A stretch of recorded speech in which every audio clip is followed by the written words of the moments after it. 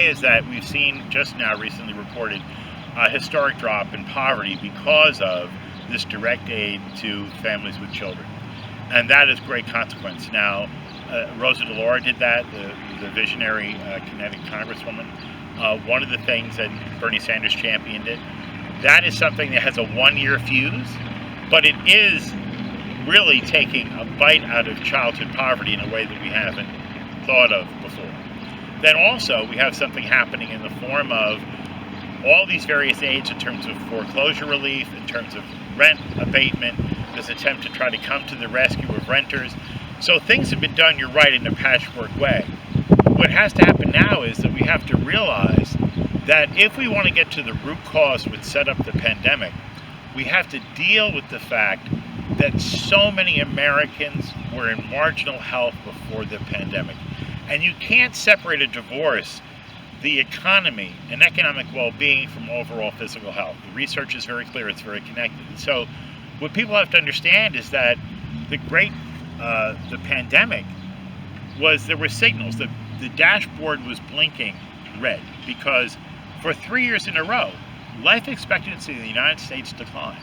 And the last time that happened was before the 1918, 1919, 1920 Spanish flu. And curiously enough, it was a Democratic president and a former New Jersey governor, Woodrow Wilson, who engaged in the same kind of denial about the pandemic. In that case, it was for geopolitical reasons, because nothing turns people off about receiving your troops than being told they're contaminated with a contagious virus. And so what happened, though, is coming out of that the Spanish flu, there was a whole development of understanding of public health. I mean, what's amazing about this is medical science went from leeches as an idea, then it had this notion that it was all genetics, like it was you were the total predictor of what was going to happen to you, and then they had this leap of consciousness that happened around this time.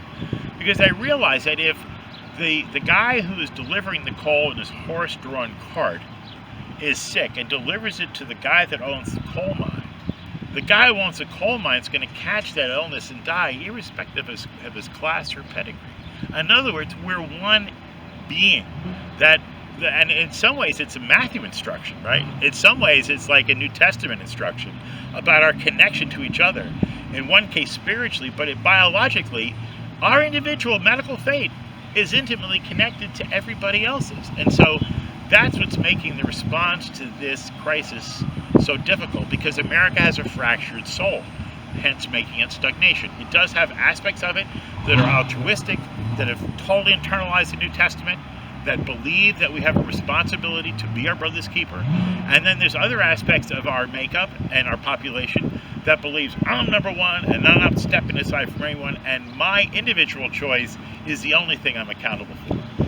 You suggest that universal health care might be the first thing that we could do that prevents a total capsizing. Is that a fair thing to say? I do think what's happening is a practical matter, and Reverend Barber gets to this in the book, and this is something that I think has just become